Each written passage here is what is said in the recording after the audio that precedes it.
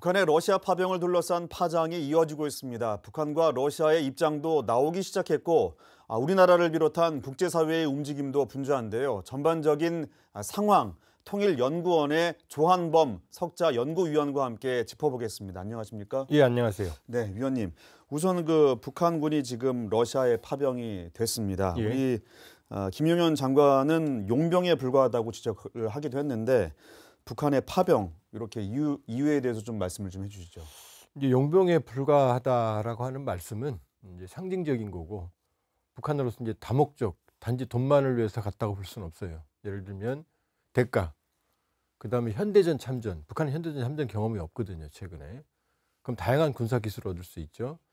그다음 세 번째가 더 우려가 되는 건데 러시아로부터 다량의 군사 기술, 다양한 차원의. 우리는 이제 핵과 미사일, 핵추진 잠수함 얘기를 하지만 그거는 저도 북한이 소화하기 쉽지가 않아요. 우리가 우려가 되는 건 뭐냐면 지금 우리가 북한에게 앞서는 게 유일하게 재래식 전력이거든요. 근데 북한은 재래식 전력이 낙후돼 있어요.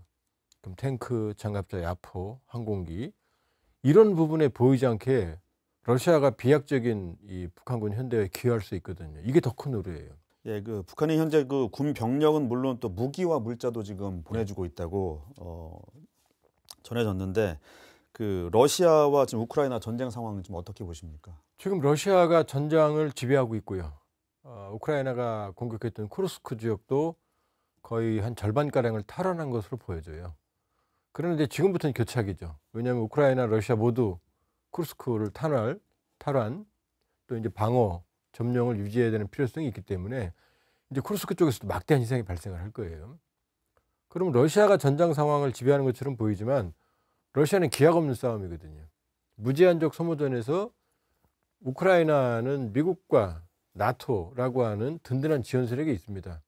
부족하면 져주고 넘치면 좀 빼고 하는 거거든요. 근데 러시아는 이 무제한적인 소모전에서 도움을 받을 때가 사실은 사실상 북한밖에 없거든요. 그러니까 겉으로는 우세한 것처럼 보이지만 사실은 내면적으로 들어가 보면 러시아는 절박하거든요.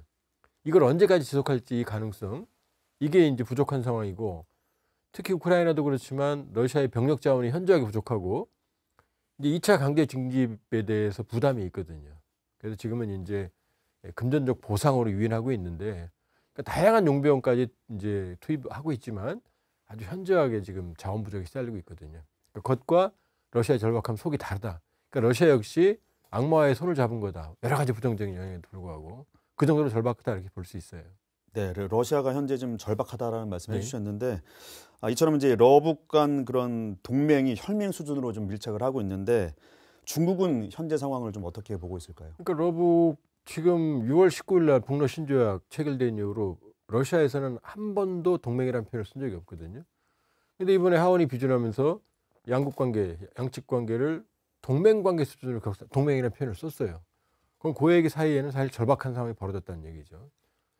그러나 중국의 입장에서는 상당히 난감하죠. 왜냐하면 북러는 국제법적으로 지금 범죄자에 해당하거든요. 근데 중국은 사실은 불량행위를 해서 약간 불량배 느낌이 나지만 범죄자는 아니거든요. 근데 세계에서는 항상 북중러 이렇게 엮거든요. 그러면은 중국 입장에서는 심각한 경제를 해결하기 위해서 문제를 미국과 나토, 유럽과 관계를 개선해야 되는데 지금 두 악동들과 지금 엮이는 상황이 돼버렸거든요. 또 하나는 중국은 북한에 대한 배타적인 영향력을 행사하고 싶은데 이제 러시아하고 가까워졌잖아요. 그럼 중국의 영향력이 반감되기 때문에 중국은 상당히 불편하고 이 불확실한 상황. 중국이 원하는 건 진영화가 아니에요. 이 미국과 유럽과의 경제관계에서 왜냐하면 중국은 세계 공급망의 중심이니까 그런 점에서 본다면 북러 밀착은 중국에게 상당히 난감한 상황을 초래했다 이렇게 볼 수 있어요. 이런 상황에서 또 우크라이나는 지금 가장 원하는 게 지금 장거리 공격 무기를 좀 원하고 있고요. 우리 대응은 좀 앞으로 좀 어떻게 돼야 되겠습니까? 일단 신중해야 된다. 아직 전선에 갈지 안 갈지도 불확실하거든요. 갈 계획이 있다 하더라도 바꿀 수가 있잖아요. 그러니까 미국은 아직 입장을 유보하거든요. 파병을 하긴 했지만 자, 이 단계에서는 북러가 선을 넘지 않도록 관리하는 겁니다. 두 번째는 이 만일에 북러가 선을 넘으면 이제 여기 현장 상황에 대응을 해야죠. 그러니까 방어용 무기부터 이제 살상 무기 지원까지도 카드를 가지고 북러 행동을 견제해야 된다.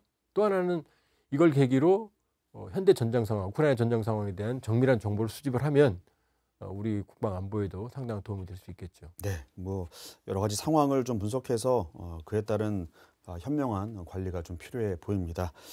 네, 지금까지 조한범 통일연구원 석자 연구위원과 함께 이야기 나눴습니다. 오늘 말씀 감사합니다.